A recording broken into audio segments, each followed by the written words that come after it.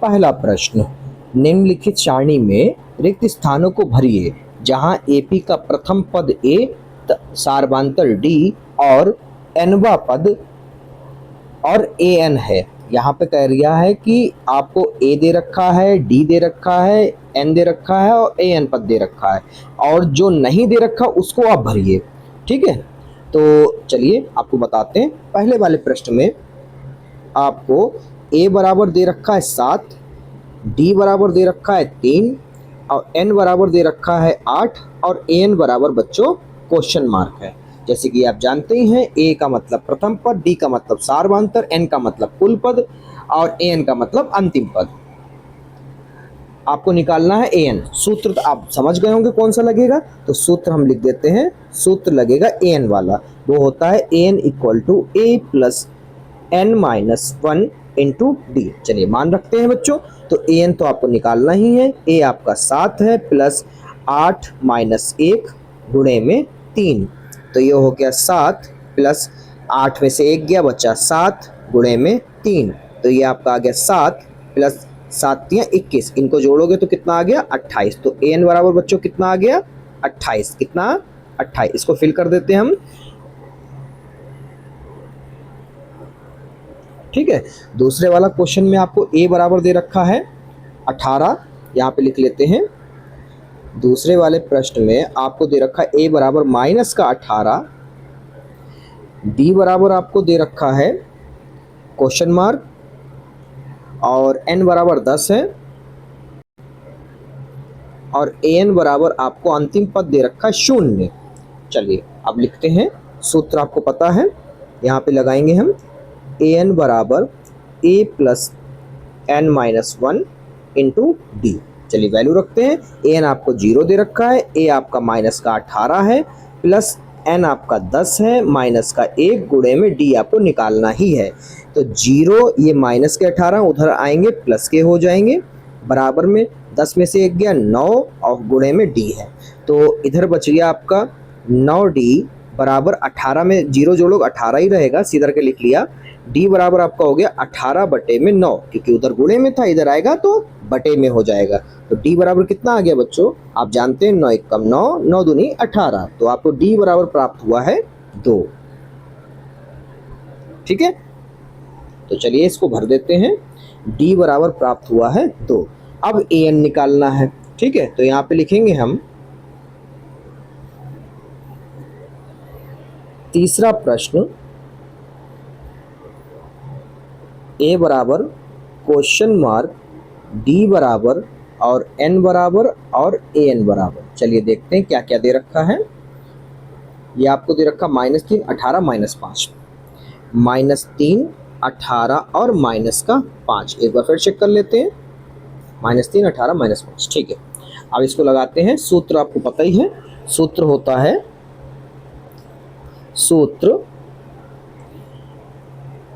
A N equal to A plus N minus 1 into D. चलिए value रखते हैं।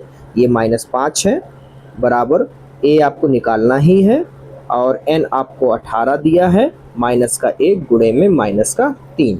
ठीक है, तो -5 बराबर ए प्लस 18 में से 1 जाएगा, बचेगा 17 गुणे में माइनस का 3, तो -5 बराबर ए माइनस के 3 सत्ते 21, हाथ से लगे 2, 3 एकम 3 और 2 5, यानी 17 3 51। 51 जो बच्चों इधर प्लस के उधर जाएंगे माइनस के, मतलब माइनस के उधर जाएंगे प्लस के हो जाएंगे, तो यहाँ पर हम लिखेंगे -5 प्लस 51 बराबर ए, सीधा के लिखते हैं। तो ए बराबर आपका आ गया है, 5 घटाओगे तो आ जाएगा आपका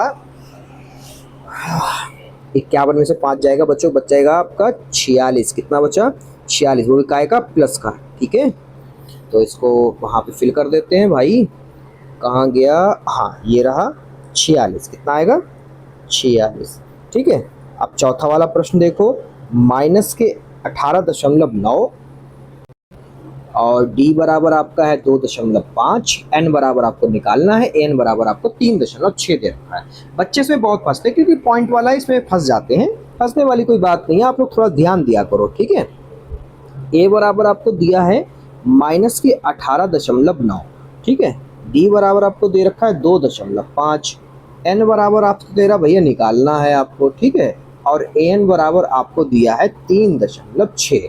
तो सूत्र तो आपको पता है क्या होता है, ए एन बराबर A plus N minus 1 into D. चलिए वैल्यू रखते हैं, यानी कि मान रखते हैं। ए एन आपको दिया है 3.6 बराबर ए आपको दे रखा है माइनस के 18.9 प्लस एन आपको निकालना ही है, और डी आपको है 2.5 दे रखा है। 3.6 ये माइनस का इधर आएगा, प्लस का हो जाएगा 18.9, इधर बचा आपका n माइनस 1 इंटू 2.5। चलिए इसको जोड़ लेते हैं बेटा, तो जोड़ोगे तो ये हो जाएगा 18.9, दशमलव के नीचे दशमलव, दशमलव के पास वाली संख्या जैसी लिखी होती है बिल्कुल वैसे लिखे हैं। जोड़ रहे हैं तो 9 और 6 15, हासिल लगा 1, 8 और 3 11 और 1 12, और 12 और 1 और 1 2, कितना है 22.5। तो यहाँ पे लिखेंगे 22.5, ये गुणे में है, किसमें है, ये गुणे में है 2.5, इधर आएगा बटे में हो जाएगा, ठीक है, बराबर में n माइनस 1। तो दशमलव से दशमलव कट जाए, क्योंकि दशमलव के बाद एक अंक इधर भी है और एक अंक इधर भी। 25 एकम 25, 25 नेम 225। तो यहाँ पर हम लिखेंगे कि 9 बराबर n माइनस 1, तो n बराबर 9, ये माइनस का उधर जाएगा प्लस का हो जाएगा, और n बराबर आपका आ गया है 10। कितना है बच्चों 10। चलिए उधर भर देते हैं, ये आपका आ गया है बच्चों 10, ठीक है। अब पांचवा सवाल जो है आपका वो देखिए, a बराबर आपको दे रखा है 3.5, d बराबर 0 और n बराबर 105, और कह रहा है an निकालो। अब ये आपका होमवर्क है, मुझे बताइए कितना आंसर आ रहा है कमेंट में, ठीक है। वीडियो पसंद आ रही तो वीडियो को लाइक करें, चैनल को भी सब्सक्राइब कर लो महाराज, क्योंकि हाई स्कूल की सारी तैयारी इसी पे चलती है पेपर के समय, और ऑल सिलेबस कंप्लीट है, प्लेलिस्ट जाकर चेक कर लो। सवाल नंबर दूसरा